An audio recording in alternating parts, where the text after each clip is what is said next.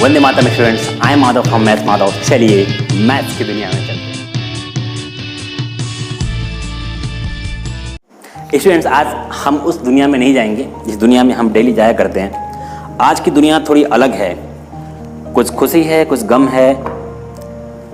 आपके लिए हो सकता है खुशी ही हो, आपको ऐसा लगता हो, बट मैं दोनों तरीके से आपको चीज़ों को बताऊंगा। आप खुश भी हो लो और थोड़ा सा इस चीज़ को सोचो भी थोड़ा। जैसा कि सीबीएसई ने आप लोगों के मैथमेटिक्स के क्या सारे सब्जेक्ट के सिलेबस को 30% से रिड्यूस कर दिया। आप सभी को पता होगा क्या क्या चीज़ें रिड्यूस हुई हैं और नया जो हमारा सिलेबस है, जो रिवाइज सिलेबस है, वो है क्या। तो अभी हम बात यहाँ पर सिर्फ करेंगे जो चीज़ें डिलीट हुई हैं आपके सिलेबस से, जो चीज़ें रिमूव हुई हैं आपके सिलेबस से, उसकी हम बात करेंगे यहाँ पर। उसका क्या प्रॉफिट है, क्या प्रो कॉन्स है, क्या लॉस है, उस बारे में भी हम हल्का फुल्का आपसे बात करेंगे। आप उस पर सोचना ज़रूर, विचार ज़रूर करना, ठीक है। यहाँ पर आपका जो मेरे पास है क्लास 10th की चीज़ें हैं, इसमें फर्स्ट यूनिट है नंबर सिस्टम। नंबर सिस्टम से यूक्लिड डिवीजन लेमा को क्या कर दिया गया है, गायब कर दिया गया है, ठीक है। सेकेंड थिंग एंड अलजेब्रा है। अलजेब्रा में पॉलिनोमियल है। पॉलिनोमियल से ऐसे क्वेश्चंस जो डिवीजन एल्गोरिदम बेस्ड थे उनको क्या किया गया है, हटा दिया गया है। सिंपल डिवीजन एल्गोरिदम वाले से जो डिवीजन हम करते थे, पढ़े होगे तो कुछ याद ही होगा, नहीं पढ़े होगे तो कोई बात ही नहीं है। And pair of linear equation two variable से जो हमने 3 मेथड पढ़े थे, उसमें से जो थर्ड मेथड था क्रॉस मल्टीप्लिकेशन मेथड, उसको हटा दिया गया है।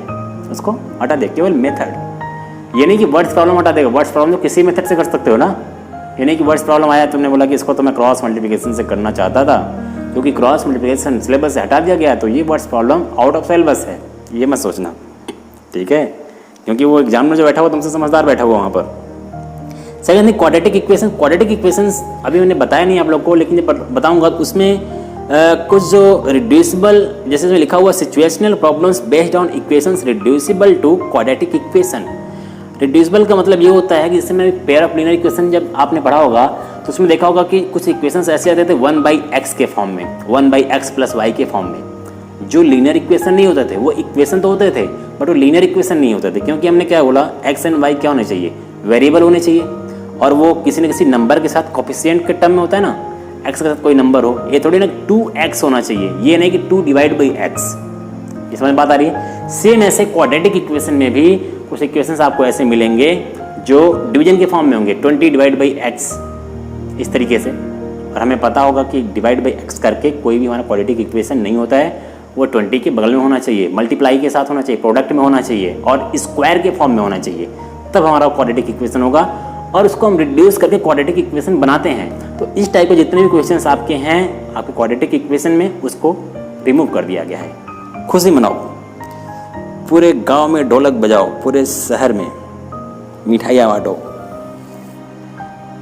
मुझे भी खिला देना अगर मिठाई बांट रहे हो खुशी में तो। अरिथमेटिक प्रोग्रेशन, देखो ये सारे चैप्टर्स का नाम तो कम से कम पढ़ लियोगे बुक से ना।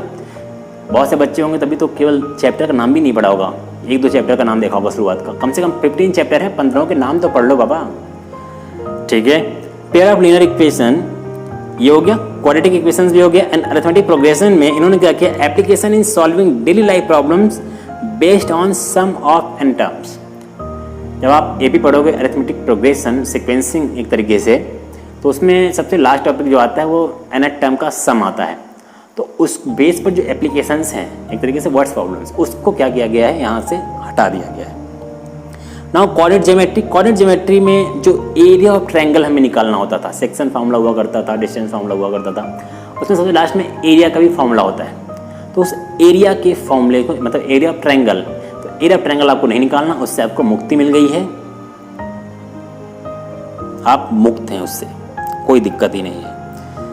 अब आप लोगों ने ऐसा पता नहीं पढ़ा है कि नहीं पढ़ा है, अभी तक देखा भी नहीं होगा आप लोगों ने स्कूल से, वैसे भी डिले चल रहा है क्लासेस, तो आप लोगों ने अभी आपको समझ ही नहीं आ रहा होगा ये सब क्या हटा हुआ है, हमें समझ ही नहीं आ रहा है।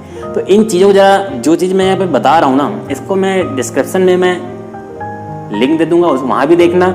और जिसको इसका PDF चाहिए होगा फाइल, वो मेरे 9415332610 इस पर व्हाट्सएप करना, मैं उस पर PDF फाइल भेज दूंगा और उसको अच्छे से पढ़ना और पूरे बुक को पलट करके देखना कि क्या क्या चीज़ें हट गई हैं। क्लियर? और जिसको बिल्कुल रिमूव वाली चीज़ नहीं पढ़नी, पेज फाड़ के फेंक देना उसको, मतलब पढ़ना नहीं है, किसी से एकदम फेंक दिया फाड़ करके, इसको तो पढ़ना ही नहीं है। नाउ नेक्स्ट टॉपिक आपका है ट्रायंगल, ज्योमेट्री का पोर्शन है। ट्रायंगल से आपके 2 थ्योरम्स को डिलीट किया गया है, हटाया गया है। एक उसमें एरिया थ्योरम है, 2 सिमिलर ट्रायंगल के एरिया के बारे में बात की गई है, और एक है पाइथागोरस थ्योरम का जो कन्वर्स है उसके बारे में। इन दोनों चीज़ों को हटा दिया गया है। आप जब देखो ट्रायंगल में वहाँ थ्योरम्स दिए होंगे, उस थ्योरम्स को पढ़ना, उस बुक में आपको थ्योरम्स दिखेगा, उस बेस पे जितने भी क्वेश्चंस है या थ्योरम्स हैं उनका प्रूविंग हटाया गया है, ठीक है, ये याद रखना। सर्कल से कोई भी रिलेशन नहीं है, सर्कल आपको पूरा का पूरा पढ़ना है। एंड कंस्ट्रक्शन में आप देखोगे तो कंस्ट्रक्शन में आप एक लाइन को कई सेगमेंट्स में, कई पार्ट्स में डिवाइड करते थे। सेकेंड चीज थी कि आप ट्रायंगल, कोई ट्रायंगल दिया रहता था उसी के सिमिलर एक ट्रायंगल और ड्रॉ करते थे। तीसरी चीज एक सर्कल बेस्ड कंस्ट्रक्शन हुआ करता था।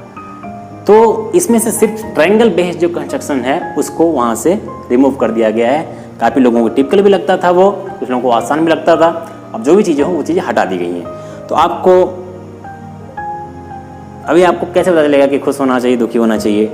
इजी टॉपिक चला गया कि आसान, कि टफ टॉपिक गया हुआ है। एंड नेक्स्ट जो इसमें दिया हुआ है ट्रिग्नोमेट्री से, ट्रिग्नोमेट्री में आप देखोगे तो motive the ratio which ever are defined at 0 degree and 90 degree.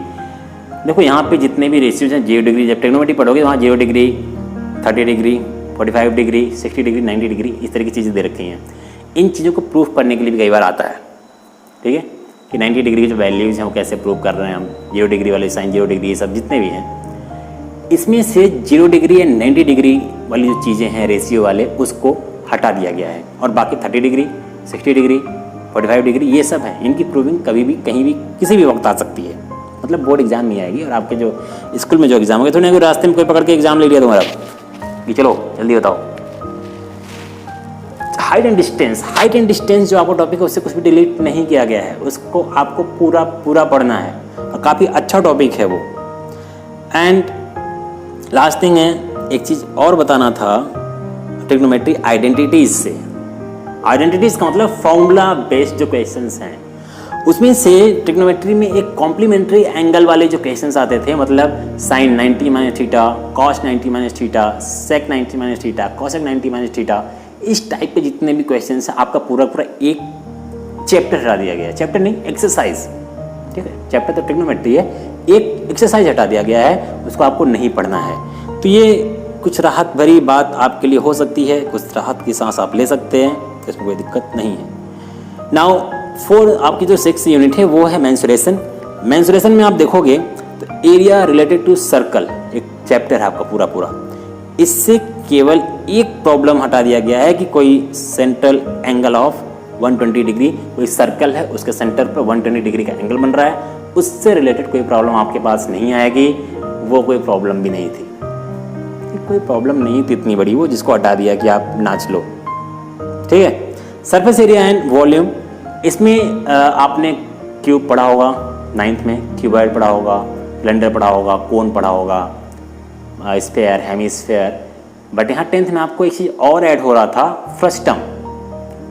Frustum बाल्टी जैसा दिखता है थोड़ा सा, ऊपर भी एक सर्कल, नीचे भी एक सर्कल, ठीक है। कोन जैसा होता है ना, कोन में ऊपर होता है, इसका नीचे भी एक होल होता है छोटा सा, और ऊपर भी बड़ा सा होल, ऊपर भी सर्कल, नीचे भी सर्कल, एक ऊपर छोटा बड़ा सर्कल, नीचे छोटा सर्कल, बाल्टी जैसा दिखता है। ये काफ़ी बच्चों को टिपिकल भी लगता था, इसके फॉर्मूले भी काफ़ी लेंदी थे, और इसको अपने CBSE वाले भाई साहब ने हटा दिया है। मौज करो, हटा ही दिया है तो। एनालिटिक्स इसके बाद आएगा, उसमें से मीन निकालने के 3 मेथड्स होते थे। एक होता था direct method, and second thing होता था assuming mean method, and third होता था एक आपका step deviation method. Step deviation काफ़ी टिपिकल होता था। टिपिकल क्या होता था, कैलकुलेशन बहुत ज़्यादा होती थी उसमें। कैलकुलेशन इतनी ज़्यादा होती थी, कैलकुलेशन, मल्टीप्लिकेशन, डिवीजन, मल्टीप्लिकेशन, समझ में नहीं आता क्या क्या करना है। और करते करते करते करते क्या होता था, आखिरी में अगर बीच में एक भी कैलकुलेशन, मल्टीप्लिकेशन, डिवीजन कहीं भी गलत हुआ तो आपका आंसर गलत आ जाता है, क्योंकि सब एक दूसरे से कनेक्टेड होते हैं। तो उसको इन्होंने यहाँ से हटा दिया है केवल इस साल के लिए। अगले साल वाले मत खुश होना, ठीक है। नाउ प्रोबेबिलिटी में कोई भी चीज़ें गायब नहीं हुई हैं। एंड स्टैटिस्टिक्स में एक चीज़ और है, जो कम्युलेटिव फ्रिक्वेंसी हम वहाँ पे निकालते हैं, कम्युलेटिव फ्रिक्वेंसी होती है। सुना है कभी? 9th में तो सुना होगा, हल्का फुल्का कभी कभी देखा होगा। तो कम्युलेटिव फ्रिक्वेंसी को हटा दिया गया है, उस फ्रिक्वेंसी वाली चीज़ों को नहीं हटा दिया गया है, उससे रिलेटेड ग्राफ को हटा दिया गया, वो नहीं बनाना आपको, तो कोई बात नहीं है। मेरे पास उसका फोटोकॉपी भी है, आप चाहेंगे तो आपको व्हाट्सएप पे मैं दे दूँगा। मैंने नंबर बता दिया 9415332610। अच्छा, व्हाट्सएप करना, मांग लेना और इसको ज़रा पढ़ना एक बार, और पढ़ने के बाद जरा अपनी बुक को देखना वहाँ पर कि क्या क्या चीज़ें गायब हुई हैं। आपको पता होना चाहिए क्या क्या चीज़ें आपके सिलेबस से निकल चुकी हैं। और करना कि आपको अब इसकी दोनों चीज़ सुनो। प्रॉफिट ये है, आपको फ़ायदा ये है कि सिलेबस कम हुआ है, समय कम था, तो अच्छी बात है। सिलेबस कम हो गया, अच्छी बात है, आपको ज़्यादा बर्डन नहीं होगा। बोझ जिसके ऊपर से कम हो जाए तो इससे अच्छी बात क्या होगी? सर पे बोझ लदा हुआ था, कम कर दिया 30%। बहुत से टॉपिक इसमें से ऐसे हटे हुए हैं कि जो चीज़ें हटा दी गई हैं, लेकिन ऐसा टॉपिक नेक्स्ट जो इसमें अवेलेबल अभी पढ़ाना है, बिना उसको समझाए अगले टॉपिक में हम जा नहीं पाएंगे, तो उसको समझाना पड़ेगा। मान लो चलो 20% रिड्यूस हुआ चीज़ें। और सबसे इम्पॉर्टेंट चीज़ आपको बतानी है वो ये है कि 10th के बाद, आफ्टर 10th, जिसको भी मैथमेटिक्स लेना है वो लोग कृपया करके, उनसे विनम्र निवेदन है, करबद्ध निवेदन है कि इसमें से जो भी टॉपिक हटाया गया है, कोशिश करो कि उन टॉपिक्स को भी मत छोड़ना, उन टॉपिक्स को भी पढ़ो। स्कूल में शायद ना पढ़ाया जाए, कोई बात नहीं, आप ऑनलाइन तमाम सारे इतने सारे फैकल्टीज मैथमेटिक्स के पढ़ा रहे हैं यूट्यूब पर, किसी का भी जिसका भी आपको पसंद आए, ठीक है, जा करके पढ़ो, उसको पढ़ डालो, छोड़ना मत कोई भी टॉपिक। और जिन लोगों को मैथमेटिक्स नहीं लेना है वो लोग जहाँ पर क्वेश्चन दिख जाए बुक में कि ये तो रिमूव हो चुका है, किताब से फाड़ के फेंक देना उसको, मतलब देखते देखते इसको हटा दो तुरंत। इतनी भी नफरत मत करना। मैथमेटिक्स यार बहुत ही प्यारा सा सब्जेक्ट है, इसको समझना पड़ेगा पहले ना, इसको समझो। जब तक तुम किसी को समझ नहीं पाते हो ना, तब तक रिश्ते में दरार होती है। जिस दिन तुम इसको समझ लिए उस दिन मोहब्बत हो जाएगी मैथमेटिक्स से, ठीक है। तो मेरी सारी बात समझ में आ गई होगी। सबसे इम्पोर्टेंट थिंग यही था, मैं बार बार कह रहा हूँ, सिलेबस कम हुआ है, ये सिर्फ खुशी की बात नहीं है, कुछ सोचने की भी बात है, और वो आपको खुद सोचना होगा। अगर आपने जो भी चीज़ इसमें से हटा दी गई हैं उसको बिल्कुल से अपने माइंड से, अपने दिमाग से, अपने पास से हटा दोगे, तो 11th में अगर मैथमेटिक्स ले रहे हो आपको बहुत ज़्यादा प्रॉब्लम होगी। आप चीज़ों को कभी पढ़े ही नहीं हो, आप 11th में पहुँच गए और वो सारी चीज़ें और ब्रॉड रूप में वहाँ पर आ जाएंगी, ब्रॉड पर्सपेक्टिव में आ जाएंगी वहाँ पर, तो आप समझे नहीं रहोगे। इसलिए कह रहा हूँ 10th में आप टाइम निकाल करके ऑनलाइन कोई भी टॉपिक सर्च करना, तमाम सारे लाखों पेज वहाँ पे खुल जाएंगे, आप कोई सा भी किसी को भी उठाकर देख लेना, ठीक है। कोई भी कन्फ्यूजन हो रहा हो, कोई भी क्वेरी हो आपकी, तो आप मुझे व्हाट्सएप करना, आप मुझे कमेंट करो, कुछ भी पूछो, जो भी आपके अंदर क्वेरी हो। और हाँ, एक क्यूरियोसिटी अंदर लाओ बच्चों, आप लोग के अंदर क्वेश्चंस आने चाहिए बार बार मैथमेटिक्स की, कि ऐसा क्यों होता है, वाई वाई वाई वाई, हर क्वेश्चन के पीछे एक वाई होना चाहिए, एक रीजन होना चाहिए, वो साइंस हो या मैथमेटिक्स हो।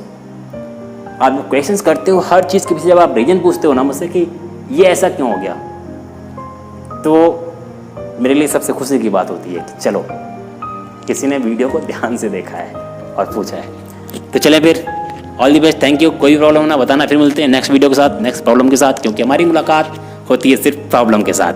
Thank you so much.